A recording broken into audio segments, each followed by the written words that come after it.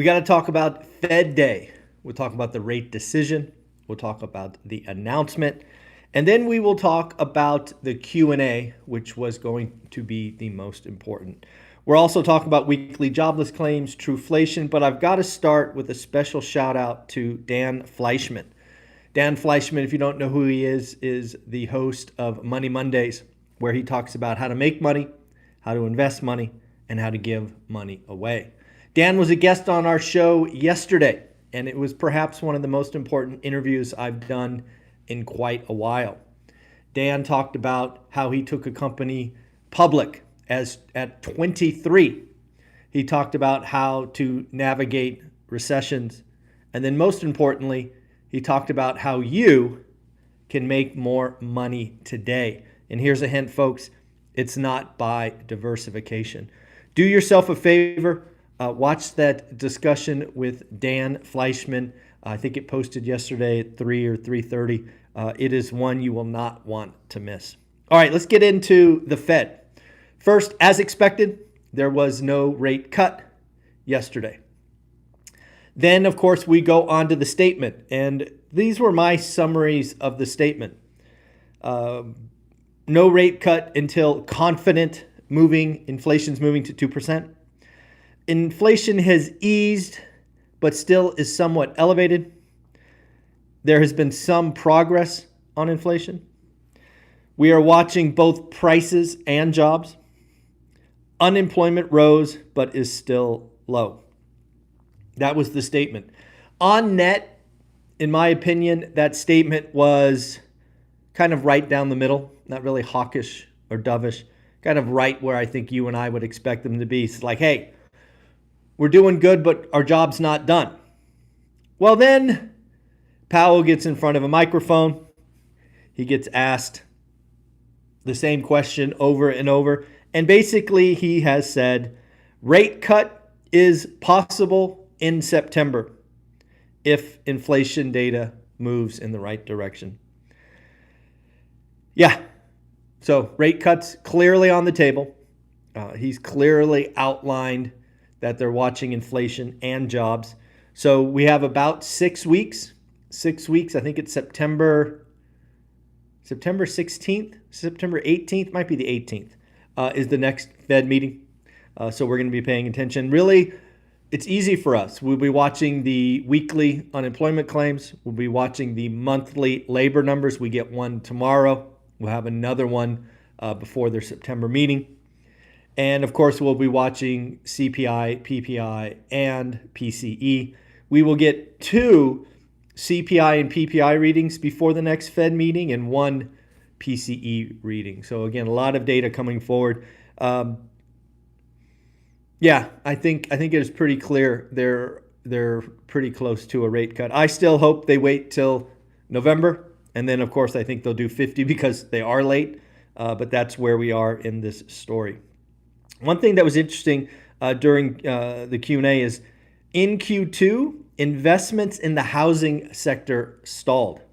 So there is really some highlights that the housing market is finally feeling it from higher for longer. And again, I think a lot of that has to do with not only rates, but just the malaise from the consumer, right? We're frustrated, we're pissed off, we're annoyed.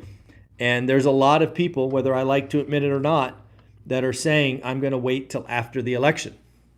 That, as you know, to me is good news. I like less competition. I like it easier to find motivated sellers. So again, watch that conversation with Dan Fleischman, because we talked about just that exact thing, taking advantage of market opportunities. And again, as you'll see in that conversation, we don't get big windows where the masses flee. These windows, generally speaking, are small. So you need to do the work. You need to get in the right communities, things of that nature. It is also August 1st. August 1st. That means tickets for our ORaaT event number 2 in Las Vegas, February 15th and 16th, go on sale today. I will be putting a link below in this daily financial news. It is on Eventbrite. You can find it by searching ORaaT. But again, I'll put a link below. Tickets are on sale. We have general admission and VIP. VIP has a lot of perks. The big one that people liked is 6 hours of networking with all of the speakers. I will be feeding everybody lunch, dinner, lunch. Both of those, all three of those will be 2 hours. And if you're in VIP, you will get to network with all of the speakers because that's where I'll be feeding them. More on that in the future. So again, if you want to come to the ORaaT event, it was amazing last time. You've probably heard about it. Time to get your tickets because it will sell out. It will sell out. It will sell out. And I will look forward to exceeding expectations again. So that is pretty cool. What else we got? So let's look at trueflation and jobless claims. So again, trueflation has been historically 97, 98% accurate to CPI. Trueflation, again, is a constantly updated model showing where inflation is at today, and it is now posting a 1.38. Yes, folks, below the 2% target, significantly below the 2% target. So again, back to what the Fed is looking at, it looks like they are winning. And then unemployment claims.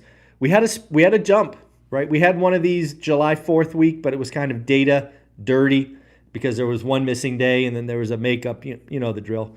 But no, we had a pretty significant jump in weekly jobless claims, 249,000. That is up 14,000. So again, this might be the time we jump out of the 230s. Now we're in the 240s. We're knocking on the door of 250. It'll be interesting to see if unemployment claims go up, or unemployment rate goes up tomorrow, as that is something we'll all be watching. I believe I've done the math correctly that if the unemployment rate hits 4.2 tomorrow, that the Psalm rule could be triggered, which has been historically accurate in calling a recession. So we shall see. I think the experts are calling for it to stay current at 4.1. But again, if it does go to 4.2, we will see the Psalm rule triggered, I believe. Mortgage rates. I don't know if you saw this, but mortgage rates took a drastic drop yesterday, and I suspect they're going to fall again today. Mortgage rates hit 6.7. The 10-year note, last time I checked, was at 4%. We're knocking on the door of 3.9. Let me actually just check right now and see if it's triggered. Oh my goodness, the 10-year note, as of right now, 3.98. 10-year note below 4%. Yeah, the market is trying to yank Powell to a rate cut. 10-year note, folks, breaking news, below 4%. Yeah, it could get interesting out there. So again, mortgage rates are going to go down. Could we see 6.6? Should we see 6.5? This is important because, again, something I highlighted, I think 2 or 3 months ago, we haven't been below 6.7 in like 15 months.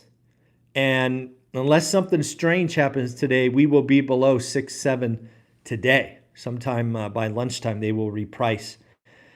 We did get, there's an outplacement firm, Challenger, Gray, and Christmas. Don't know if you've heard of them. I always kind of smile when I hear that name, Challenger, Gray, and Christmas. I don't know. Would you like a last name, Christmas? I'm not sure if that's, I bet you'd be teased crazily as a kid, but I like that. Christmas, I like that. Anyways, July job cuts, 25,885. That was up 45% from June, 9% year on year. Although year to date, we are down 4.4%. So through August 1st of 2023, we had 4.4% more job losses last year than this year. Although the trend took a pretty big jump in July, so we'll see if that moves forward. We are starting to hear the experts basically, give them an inch, take a foot. Jeffrey Gundlach is saying he expects the Fed to cut 150 basis points in the next 12 months. Again, this is something that's historically true. Once the Fed gets on a rate cutting cycle, they don't just do one. So again, you're going to hear more and more people talk about, hey, is it 4? Is it 6? Is it 8? I think that's the most I've heard so far, 200 basis points. And again, you could just play with this, right? If we go from 5.25 to 5.5 to 3.5, that's 200 basis points. Maybe you get a little collapse in spreads. What would mortgage rates be? Could they be below 6? Absolutely. Absolutely. Could they be below 6 after the election heading into the spring selling season? Absolutely. Could happen. So again, things to be watching going forward.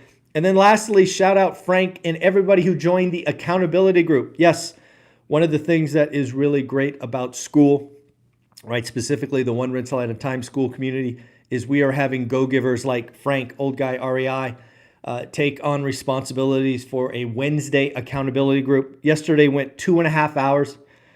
They talked about a deal that Frank just closed. Also highlighted that the accountability group is going to be bringing on lenders, property managers, etc. So again, get in these groups, folks. If you want to change your investing trajectory, stop trying to do it alone. Join communities like our school. It's $20 a month. You get up, right now we have 2 accountability groups, one on Wednesday, one on Sunday. We try to have weekly conversations with millionaires. This week we had Dion, Matt, and I at your disposal. And other folks like Henry Washington and just some other folks that come in and around, all for you. So again, lots of announcements today. Fed decision, nothing. Fed statement, kind of down the middle. Then Powell talks, rate cuts coming. You have mortgage, you have the 10-year note now below 4%, which is wild to think about. We got mortgage rates certainly going below 6.7. We are now selling tickets to the Vegas event. Buy it today, VIP or general admission, and join school. The community will help you. If you join school, do me a favor, introduce yourself. You don't have to be a fly on the wall. Introduce yourself. There's a wonderful, very passionate community out there ready to welcome you with open arms. So have fun. Have a wonderful Thursday. Again, join school, buy your tickets. Take care. Bye.